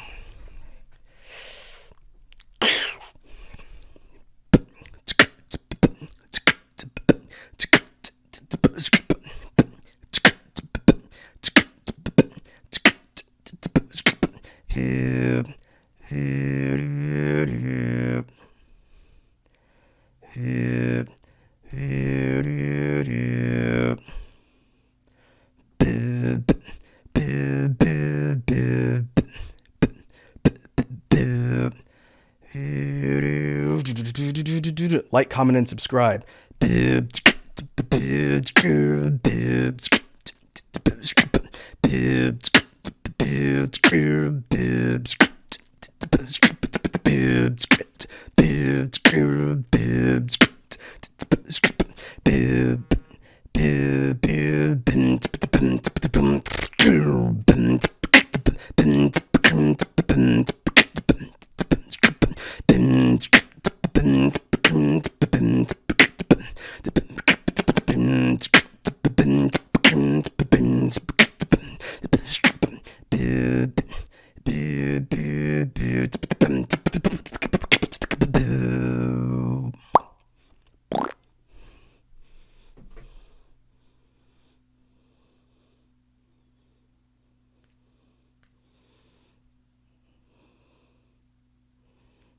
Oh, sorry, my phone happened to go off while I was doing that. Hopefully that picked up on the microphone for maximum embarrassment.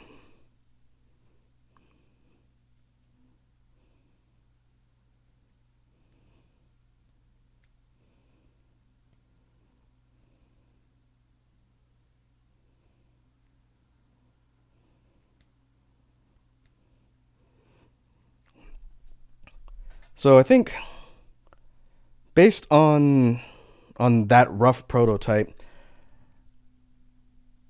obviously I improvised my little lead up section. I'm not actually gonna put like, comment, and subscribe in any final version of this routine that I do. I think that'd be super cringe. I'm not gonna do that.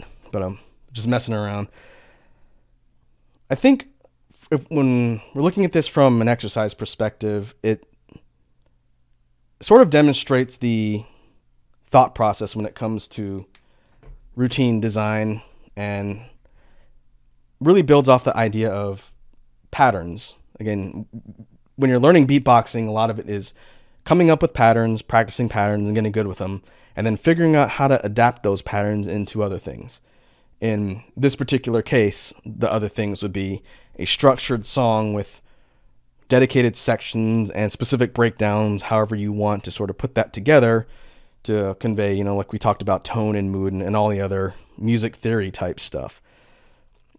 But one of the handy things about beatboxing is that the tech and the overall practice really evolves. And I'm sure if I were to revisit this particular stream in a year from now and look back and say, what were we talking about when it came to routine construction theory and everything back in 2021? I'm sure I could look back and say, well, I think I've progressed a lot since then as far as complexity and songwriting, composition, and all that stuff when it comes to creating routines and even practicing patterns. I think you should always sort of strive to push yourself forward when it comes to learning any sort of trade or hobby. The idea that the more out of your comfort zone you push yourself, the more you're going to be inclined to practice and learn and get better, I think can be applied to anything. It's not a sole concept when it comes to beatboxing. But everyone's got to start somewhere. Again, I haven't been doing this for that long, so I don't necessarily think I'm an authority when it comes to talking about this stuff. But for you guys that are tuning into the streams and just listening, hopefully this gives some insight into the process when it comes to not only just practicing and learning basics, but when it comes to applying all of those practice routines and basics to come up with bigger projects. And I'm going to think on the results of the exercise today. Again, the rough prototype for what we did real quickly here on stream is something that I've been thinking about for a while. I didn't construct it entirely out of thin air as we were talking here. But in the future, I think it would be good to sort of introduce more concepts and maybe even revisit the prototype and see if we've learned anything new or if we have any new ideas on how we can flesh things out or make them more interesting. And then at some point, once we get through all that, there'll be kind of like the final draft, if you're talking about school assignments, the final draft of the routine. Once it's set and we know it won't change, I think what I'll probably do, I need to figure out how I'm going to do this, but I think what I'll do is actually do a dedicated YouTube video recording for the routine. Once we've got all of the rough parts ironed out and it's final, I think it'd be fun to actually make a dedicated video and say, hey, here's routine called, whatever we're going to call it, that was created with the help of folks on stream and adding an input, and then put that up there on the YouTube channel so that it's sort of time-stamped for the current time period. And then in the future, you can look back and say, hey, remember when we made that one really, really basic or that one really cringy routine in 2021? Look at all the cool stuff that we're doing now, or something like that. I think that could be fun as far as doing sort of like an observation on progress.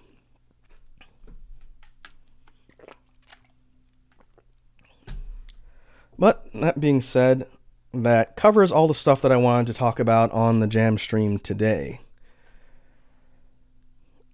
I'll be thinking a little bit about how I want to structure the content for the next one. I may take a break to come up with some ideas and plan some concrete things that I want to talk about in the next Jam session.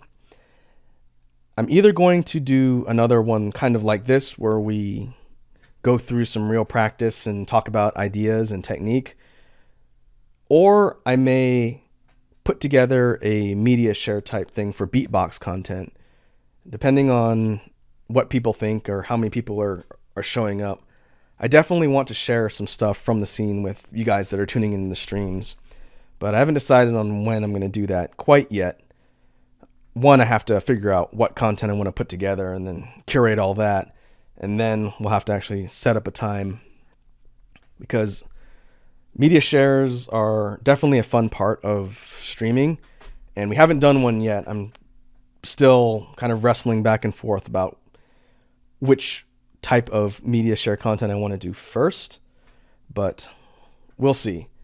I thought about just doing a straight up compilation of memes media share video, but I don't think a lot of people have done that already, so it might not be the most original. But we'll see. For next week's set of streams, I'm going to be shifting the focus a bit to gaming content for next week. I think I have to look at the announcement thing I was working on before we got this stream underway, but that's going to get posted up on Twitter shortly after we wrap up the stream in a couple minutes here. So next week is going to focus on some gaming stuff. I have an actual long-term Let's Play game I want to start up and play on stream. So that's going to be the focus of some of the streams next week. And I think I put a drawing one on there. There might not be a beatbox stream next week. I'll have to look. I'm still finalizing all of the dates before I post it on Twitter. But that being said, I think that'll do it for our particular jam session today. I want to real quickly thank all the folks that stopped by and dropped chats or just hung out. Hopefully the stuff that we're talking about here is interesting. And if you ever have questions on the stuff we talk about when I post these archives later after I get a chance to edit them, by all means, leave me comments or give me feedback on the stuff that we're working on so that I can improve streams in the future.